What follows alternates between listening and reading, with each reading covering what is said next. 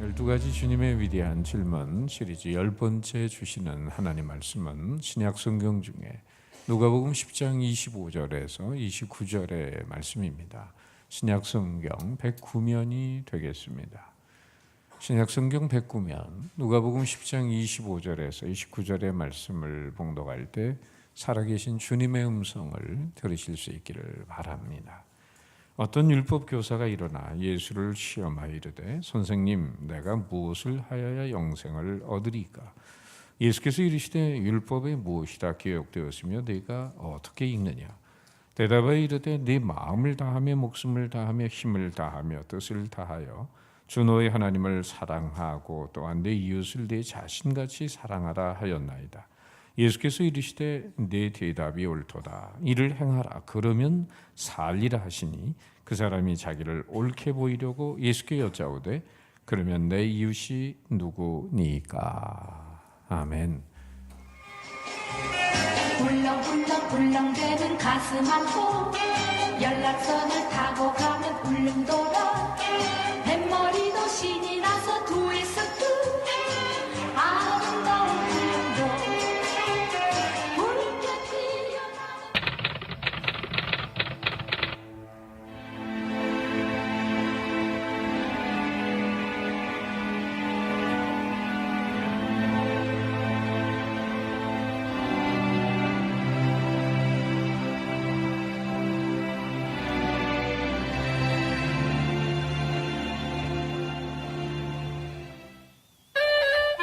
옛날 어느 깊은 산골에 사이좋은 노누이가 살고 있었어요. 헨젤과 그레텔은 과자로 만든 집을 발견했죠.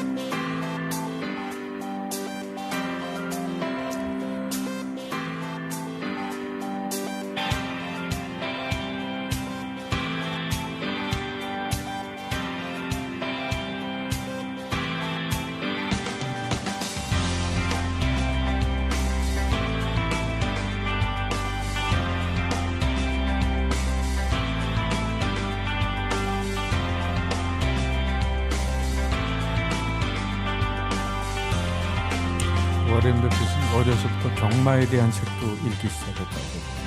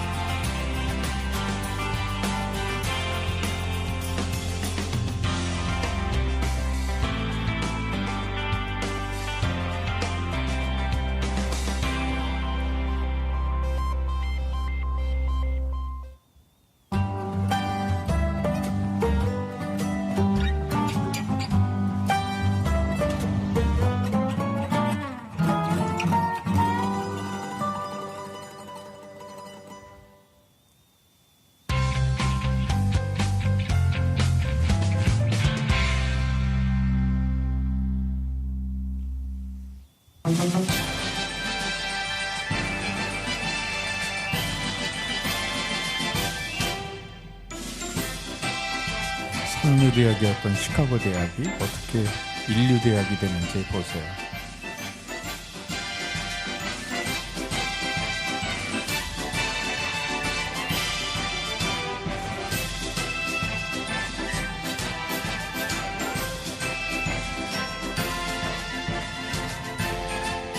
노벨상 수상자는 시카고 대학 출신이 68명입니다.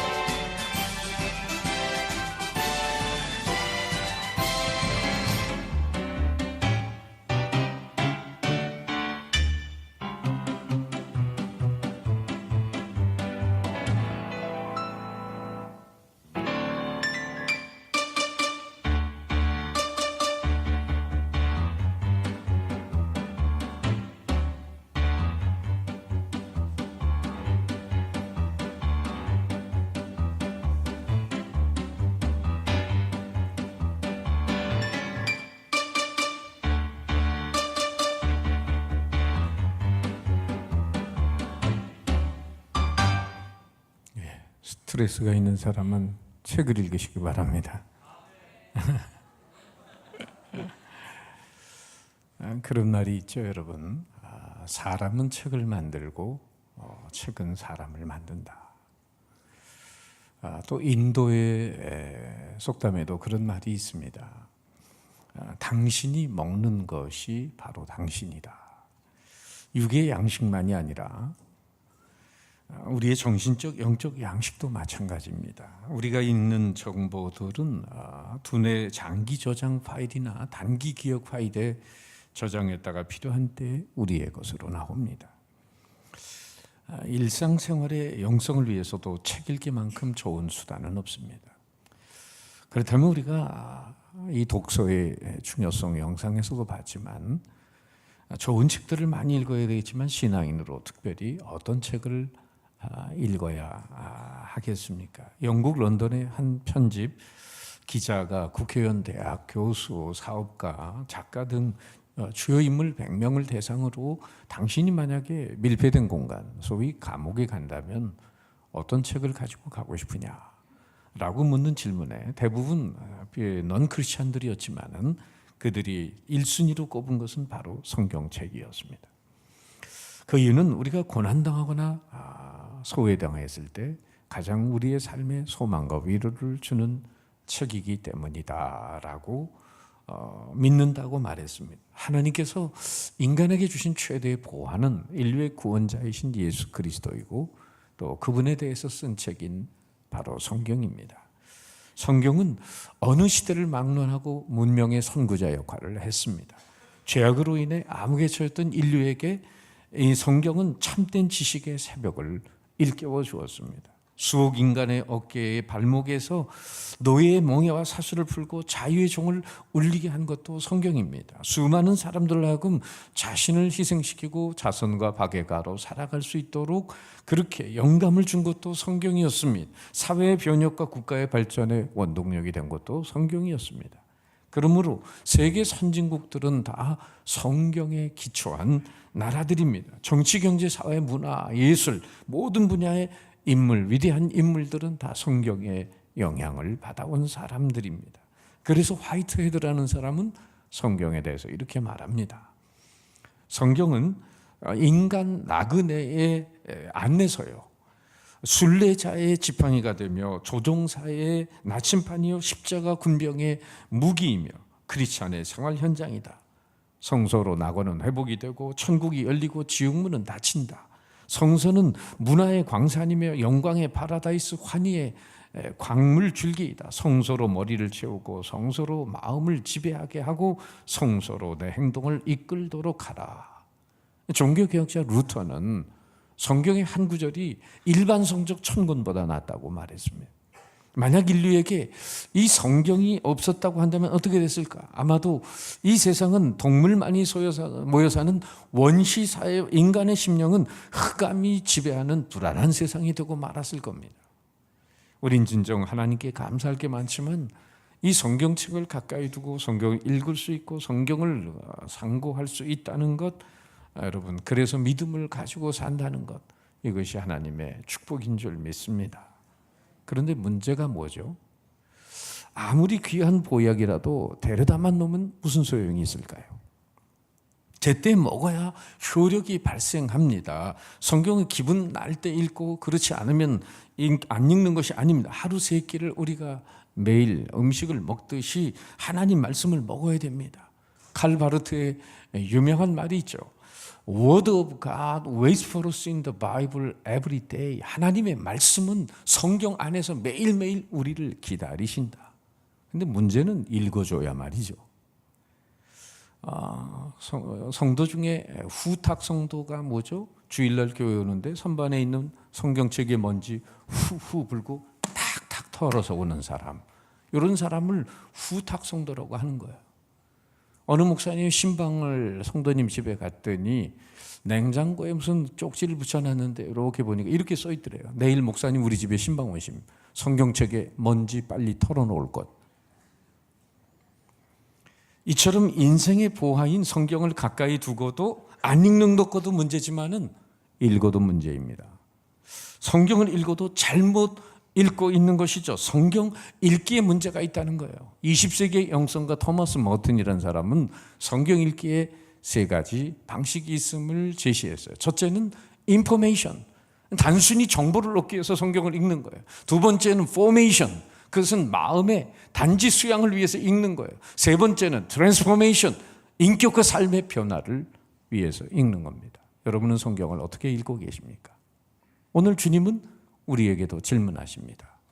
네가 어떻게 읽느냐? 성경을 어떤 마음, 어떤 자세, 어떤 목적을 가지고 읽어내고 있는지를 물으십니다. 오늘 말씀의 배경은 예수님 마지막으로 예루살렘으로 가는 길인데 어느 율법 교사가 와서 예수님을 시험하고자 합니다. 당대의 서기관, 바리새인과 달리 예수님의 말씀은 권세가 있는 말씀이었어요. 그리고 질병을 고치시고 귀신을 쫓아내는 이적을 행하셨습니다. 많은 사람들의 주목을 받고 계셨습니다. 이때 한 율법교사가 올바른 동기를 가지고 주님께 와서 묻는 게 아니고 예수님을 딴지 걸려는 목적으로 와서 이런 질문을 하는 거예요. 선생님, 내가 무엇을 하여야 영생을 얻으리까? 그러니까 이 사람은 예수님을 시험하고 29절에도 자기를 옳게 보이려고 그렇게 질문을 하는 겁니다. 성경을 이용해서 자신을 과시하거나 예수님을 시험하라는 목적이 있었어요. 그는 성경 지식이 많은 사람입니다. 성경을 가리키는 사람이니까 학문적인 풍토에 익숙한 율법학자로 그 예수님도 이론을 얼마나 알고 있는지를 떠보자고 했습니다. 그러나 그는 막상 성경대로 살지 않는 사람입니다. 말씀을 적절히 인용할 줄 알았어요. 사실 예수님은 이 율법교사의 질문에 간단하게 대답하실 수 있었습니다. 그러나 도리어 이렇게 반문하십니다. 26절에 예수께서 이르시되 율법에 무엇라고 기록되어 있으며 네가 어떻게 읽느냐?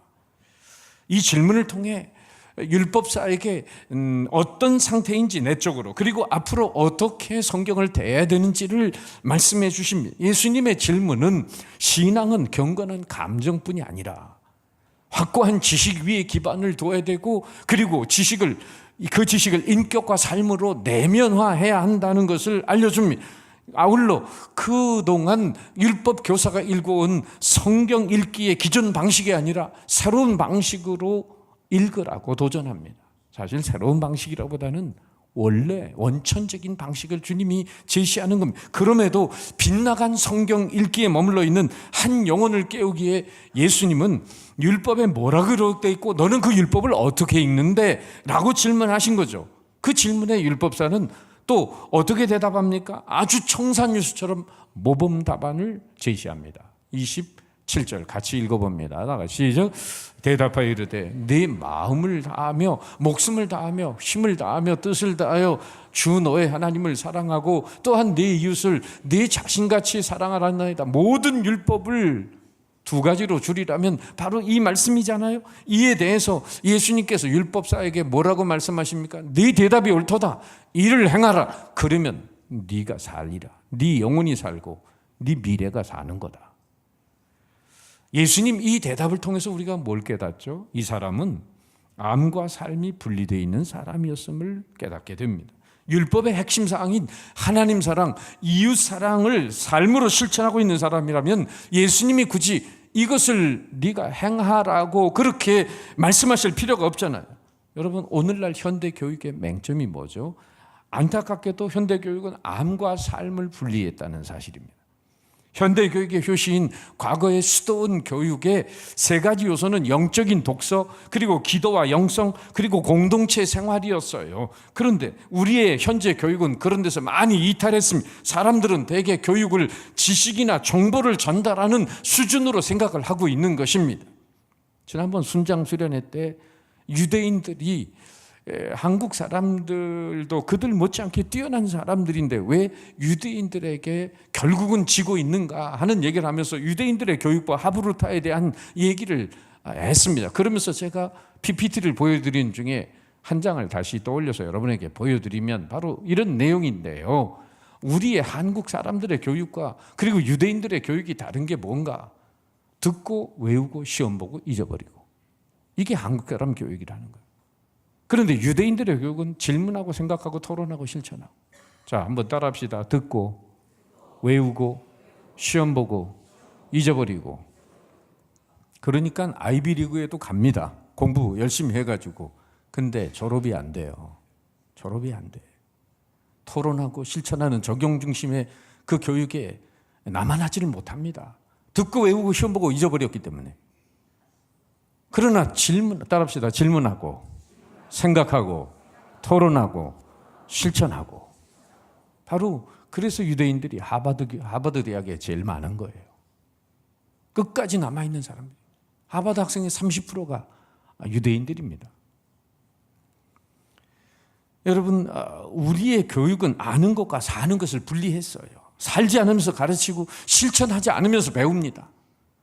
그래서 교육 현장에 과거와 미래는 있어도 현재의 변화가 일어나지 않아요. 본래 전통적인 교육은 암과 삶, 학문과 인격이 뗄 수 없는 관계를 가지고 있으며 암과 삶이 바로 연결될 때에 우리는 진리에 이를 수가 있는 거죠. 따라서 우리는 말씀을 사용하지 말고 말씀을 수용해야 합니다. 기록된 말씀에서 사는 말씀으로 전진해야 합니다. 그러므로 예수님 오늘 본문에서 무엇이라 기록되었으며 이것만 묻지 않고 이어서 계속 네가 어떻게 읽느냐라고 물으셨으면 무엇을 읽느냐도 중요하지만은 그것을 어떻게 대하느냐가 중요하다라고 말하죠. 실제로 무엇에서 어떻게로 전진해야 된다는 거예요. 제도적인 교육에서는 무엇과 어떻게를 분리시키고 있습니다. 우리는 아는 것을 사는 것으로 착각합니다. 기록된 것을 아는 것도 필요하지만은 삶에 적용하는 것이 더 중요한 거죠. 율법 교사처럼 바로 기록되어 있는 것만을 아는 것은 반쪽짜리 진리도 못 되는 거죠. 그 정도는 사탄도 아는 것입니다. 사탄도 하나님의 아들 예수가 누군지 알아요. 누가복음 8장 28절에 보면 예수님께 나와서 사탄이 거라사 군대 귀신이 나와서 이런 얘기를 합니다. 지극히 높으신 하나님의 아들 예수가 대번에 알아봅니다. 귀신도 당신이 나와 무슨 상관이 있나니까 당신께 구하노니 나를 괴롭게 하지 마옵소서. 귀신도 하나님의 아들 예수님을 알아보면서 자기에게 그렇게 나가라고 하지 말아달라 이런 얘기를 하는데 바로 이런 것을 알고 주의 형제 야고보는 야고보서 2장 19절에서 뭐라고 표현합니까? 귀신들도 믿고 떠느니라. 이렇게 여러분 귀신의 믿음은 지식에 갇힌 믿음에 지나지 않았어요. 하나님 한 분이시다. 그리고 예수님 인간을 위해 죄와 사망에서 구원하시고 십자가에 돌아가셨다. 이 사실을 귀신들도 아는 겁니다. 그러나 귀신은 절대로 자신을 예수님께 드리지 않습니다. 그리고 그 삶 가운데 예수님을 받아들이지도 않아요. 머릿속에서 지식으로 그치는 겁니다. 여러분 이런 믿음을 무슨 믿음이라고 할까요? 귀신 같은 믿음이라고 합니다. 오늘 수많은 그리스도인들의 신앙 상태가 머리로 아는 데 그치고 있다는 사실을 아십니까? 그런 믿음으로는 구원받지 못합니다. 이런 믿음은 거짓 믿음이요 죽은 믿음입니다. 그런데 보세요. 귀신은 올바른 지식만 가지고 있는 게 아니라 올바른 감정 표현도 하고 있습니다. 귀신은 하나님 앞에서 아까 야고보가 얘기한 대로 믿고 떠느니라. 떨기도 해서 이건 감정입니다. 그러니까 귀신도 지적인 부분이 있고 감정적인 부분이 있는데 문제는 뭐가 안 따르는 거죠? 의지적인 부분이 안 따르는 거예요. 하나님을 신뢰하는 데 따르는 결단이 없어요. 올바른 신앙은 전인격적인 것입니다. 지식만의 신앙도 아니고 감정의 신앙도 아닙니다. 바로 지식과 감정 외에 의지가 포함돼요. 그래서 참 믿음은 3H의 믿음이라고 말하는 것입니다. 헤드, 머리로 깨닫고 하트, 가슴으로 뜨거워지고 손으로 핸드, 움직여야 된다. 예일대학교 심리학교 교수인 로버트 스타인버그라고 하는 교수님이 쓴 Successful Intelligence, 성공적인 지성이라는 책에 보면 아주 재미있는 얘기가 하나 나와요. 번역을 하게 되면은 똑똑이와 똘똘이가 있는데 똑똑이라는 아이는 학교에서 전교 1등입니다. 정말 두뇌가 뛰어난 아이. 이 공부 잘하는 아이고 똘똘이는 똑똑이에 비해서 똘똘이는 동네에서 개구장이고 아주 말썽꾸러기 아이. 이 두 친구가 산에 갔는데 글쎄 호랑이를 만난 거예요. 이 똑똑이가 딱 머리로 얼른 계산합니다. 250m 밖에 있다. 호랑이가 시속 50km로 달리고 있다. 17초 88에 다가올 것이다. 그 다음에 나는 물려 죽는다. 그러면서 떠버리고 있는데 옆에서 그걸 듣더니 똘똘이가 신발끈을 매는 거예요. 그러니까 똑똑이가 똘똘이한테는 야 임마 네가 신발끈 매고 단단히 조여매봐야 호랑이보다 빨리 뛰겠냐? 그랬더니 똘똘이가 하는 말이 아니 난 너보다만 빨리 뛰면 돼. 안 웃는 분은 뭐 하는 거예요 지금? 이게 무슨 말인지 모르는 거죠. 호랑이 한 놈만 잡으면 그 다음에 자기는 도망가면 되지 않냐 그 얘기죠. 누가 똑똑합니까? 이 세상에는 똑똑한 사람과 똘똘한 사람이 있어요. 지식 많은 사람과 지혜 많은 사람이 있다는 거죠. 성경에서는 뭐라고 말해요? 지식은 사람에게서 얻게 되고 지혜는 하늘에서 얻는 것이다. 그런데 지식도 있고 능력도 있는데 적용 능력이 없어요. 아는 건 많은데 어떻게 생활 속에 그것을 옮길까 하는 것에 대한 삶의 지혜가 없다는 것이 얼마나 안타깝습니까? 우리는 성령의 사람이 되지 않고도 영적인 일에 해박할 수 있다는 것을 터득하게 됩니다. 오늘 본문에 나오는 율법 교사처럼 말이에요. 성경을 기가 막히게 아는 거죠. 그러나 삶으로 전혀 풀어내지 않습니다.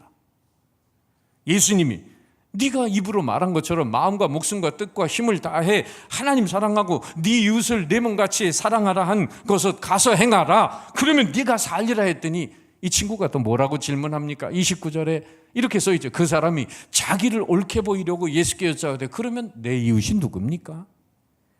참 문제가 많아요 이 친구. 그냥 가서 좀 실천해라 그러면 예 그러고 가면 되는데 또 자기 의의를 드러내려고 이웃이 누구인지 물어봅니다. 그러니까 질문의 의도는 그동안 자기 자신이 율법과 함께 의롭게 살아왔는데 나 말고 의로운 사람이 또 누가 있나? 이웃이 누구야? 그러면서 자기를 드높이고 있는 거예요. 그때 예수님은 이웃이 누군지 바로 대답을 하지 않으시고 우리가 너무나 잘 아는 선한 사마리아인의 비유를 30절 이하에 말씀하십니다. 그 얘기는 사랑은 바로 지식이 아니라 삶의 문제라고 밝히고 계시는 거죠. 선한 사마리아인 30절 이하의 이야기, 여리고로 가는 길에 어떤 사람이 강도를 만나서 다 죽게 됐다. 그런데 종교인 중에 제사장도 보고 피하여 지나갔고 레위인도 보고 피하여 지나갔고 그런데 당시에 유대인이 멸시하는 사마리안 한 사람이 착하게도 그 사람을 데리고 가서 주막에 살펴주고 돌봐주고 그리고 돈도 내주고 또 다음에 올 때 돌아오면서 또 그 사람 뭐 비용이 더 들면 대주겠다. 자기 가족 이상으로 그렇게 돌봐주는 그런 이야기를 하시면서 예수님이 바로 그 율법 교사에게 뭐라고 질문합니까? 36절에 네 생각에는 이 세 사람 제사장과 레위 선한 사마리 중에 누가 강도 만난 자의 이웃이 되겠느냐? 이 율법 교사는 이웃도 자기 중심으로 나한테 필요한 사람이 누구지? 나한테 도움되는 인간이 누구야? 이런 옹졸한 이기적인 이웃의 개념 속에 갇혀있는 사람인데 예수님은 강도 만난 자의 진정한 이웃이 누가 이웃이 되겠느냐? 나의 도움이 필요로 한 사람이 누구냐? 진정으로 도움이 필요한 사람에게 자기의 삶을 움직이는 그런 선한 이웃이 누구냐고 말씀하신 거죠. 그러면 그런 선한 사마리아인이라고 말해야 되는데 율법사는 자존심이 상했는지 그저 37절에 자비를 베푼 자입니다. 일반화시켜버리고 맙니다. 이것이 문제예요. 사랑조차도 추상적인 개념화하고 끝나는 거예요. 사랑은 명사가 아니라 동사입니다. 예수님은 이 선한 사마리아 비유 끝에 뭐라고 말씀하십니까? 율법사에게 가서 너도 이와 같이 하라. 그리고 이 얘기는 끝나죠. 말씀을 아는 것이 아닌 말씀대로 사는 것이 중요한 것임을 역설하십니다. 우리는 말씀을 지키고 하는 일에 실패할 때가 많습니다. 겸손과 순종이라는 책으로 유명한 앤드루 머레이 목사님은 그런 이유를 3가지를 대고 있어요. 첫째, 실천적인 적용 의지가 없이 그저 말씀 듣는 자체만으로 기뻐한다. 고상한 말로 이걸 도덕적 향락주의라고 하는 것입니다. 두 번째는 아예 인간의 무능력과 한계를 핑계대는 것입니다. 말씀대로 어떻게 완벽하게 살아? 어차피 그렇게 못 살면 대충 사는 거지 뭐. 타협한다는 거죠. 세 번째, 말씀을 듣거나 읽는 것을 하나의 의무나 형식으로 여긴다는 것입니다. 열심히 듣고 열심히 읽은 후에는 할 일을 다 했다고 생각하고 스스로 만족해 한다는 거죠. 이런 것이 오늘 신앙에 얼마나 큰 장애가 됩니까? 안진뱅이 신자로 만드는 데 있어서. 카네기는 4종류의 사람을 언급한 바 있어요. 4종류의 사람이란 자기가 무엇을 모르는지 모르는 무지한 사람이 있다. 두 번째는 자신이 모른다는 걸 인정하는 보통 사람이 있다. 세 번째는 자신이 알고 있는 것조차도 모르는 나태한 사람이 있다. 네 번째는 행하지 않는, 아는 걸 행하지 않는 자기 기만적인 사람이 있다. 우린 말씀 듣고 깨달으면서 이것을 행하지 않게 되는 것은 자기 기만입니다. 야고보는, 주의 형제 야고보는 이렇게 말하죠. 너희는 말씀을 행하는 자가 되고 듣기만 하여 자신을 속이는 자가 되지 말라. 어느 선생님이 초등학교에서 숙제 검사를 하고 있습니다. 그러면서 하는 말이 숙제 안 한 놈 빨리 앞으로 나와. 그러니까 머리를 극적이면서 우혁이가 앞으로 나옵니다. 이 녀석 너 왜 숙제 안 했어? 그랬더니 어제 어머니가 편찮으셔가지고 선생님이 고개를 끄덕이면서 내가 어머니 돌보느라고 간호하느라고 숙제를 못했구나. 그랬더니 우혁이가 하는 말이 아니요, 숙제를 늘 엄마가 해주셨거든요. 여러분, 누가 변해야 되는 겁니까? 인생 누가 변해야 되는 거예요? 하나님 변화시켜서 내 뜻을 이루려고 하는 것이 미신입니다. 진정한 신앙은 하나님 앞에 그 뜻에 나를 맞추어서 내가 변하는 게 신앙입니다. 미신과 신앙, 바로 미신은 자신의 변화에는 관심이 없이 자기 신이 가진 것으로 신을 달래고 얼러서 자신의 욕망을 성취해 보려는 마음이죠. 미신은 그래서 사람을 거룩하게 변화시키는커녕 욕망만 배가시킵니다. 반면에 신앙은 하나님을 변화시키는 게 아니라 하나님의 뜻에 자신을 맞춰서 변화하려는 의지입니다. 결국 참된 신앙인은 항상 변화의 열매를 맺습니다. 목사들의 목사라고 일컫는 목사님이 계세요. 깊은 영성과 신학적 지식을 가진 목사님이자 풍부한 상상력과 통찰력을 가진 저술가 교수인 유진 피터슨이라는 분이십니다. 그분은 이 책을 먹으라, Eat this book이라는 이런 책을 통해서 성경을 어떻게 읽어야 하는지 잘 소개하고 있습니다. 성경을 읽는 게 아니라 먹으라고 권면하십니다. 묵상, 이 성경을 묵상한다는 것을 히브리어로 하가라고 하는데 읊조린다, 그리고 으르렁거린다, 이런 원뜻을 가지고 있는데 이빨과 혀, 위장, 장기들을 사용해서 음식을 씹고 삼킨다는 의미가 있습니다. 그는 성경을 이렇게 맛보고 음미하고 달콤하고 향긋하게 입에 침이 고이게 하고 영혼에 힘을 불어넣는 단어들을 기대하고 받아 먹으라고 말씀합니다. 이런 독서를 소위 렉시오 디비나, 경건적 성서 읽기라고 표현합니다. 렉시오 디비나는 여러 가지 라틴어로 4가지 단계를 얘기하지만 간단하게 제가 줄여서 말하면 읽고 묵상하고 기도하고 실천하고. 따라합시다. 읽고 묵상하고 기도하고 실천하고. 바로 이 렉시오 디비나에 대해서 유진 피터슨 목사님은 이렇게 말합니다. 마치 음식이 우리의 위장으로 들어오듯 우리의 영혼으로 들어와서 혈관으로 퍼져 거룩과 사랑과 지혜가 되는 독서다라고 말합니다. 성경을 먹는다는 것은 단순히 단어의 의미를 확인한다는 차원이 아니라 모든 것을 내 삶 속에 그대로 집어넣고 적용하겠다는 의지를 말하는 거예요. 진정 아는 것에서 그치지 않고 우리는 말씀을 살아야 합니다. 적용하지 않는 성경 인용은 아무 소용이 없어요. 말씀을 인용하지 말고 적용해야 합니다. 오늘 예수님이 선한 사마리아인의 비유를 통해서 가르쳐준 독서법은 몸으로 읽는 것이었어요. 비유에도 등장하는 제사장 레위인은 눈이나 머리로 성경을 읽었기 때문에 막상 그런 현실을 만나도 보고 피하여 지나가고 실천이 없는 삶을 살아가고 있지만, 선한 사마리아인은 하나님의 말씀을 대할 때 항상 마음과 그리고 몸으로 읽었기 때문에 바로 강도 만난 자의 그 연약함을 보면서 자신의 삶을 그 자리에 투입하고 있는 것입니다. 오늘 예수님이 추천하신 성경 읽기는 바로 선한 사마리아인의 책 읽기입니다. 감신대 한국교회사 교수인 이덕주 박사는 이런 성경 읽기를 이렇게 표현합니다. 눈과 입으로 읽는 게 아니라 가슴과 몸으로 읽는 방법이다.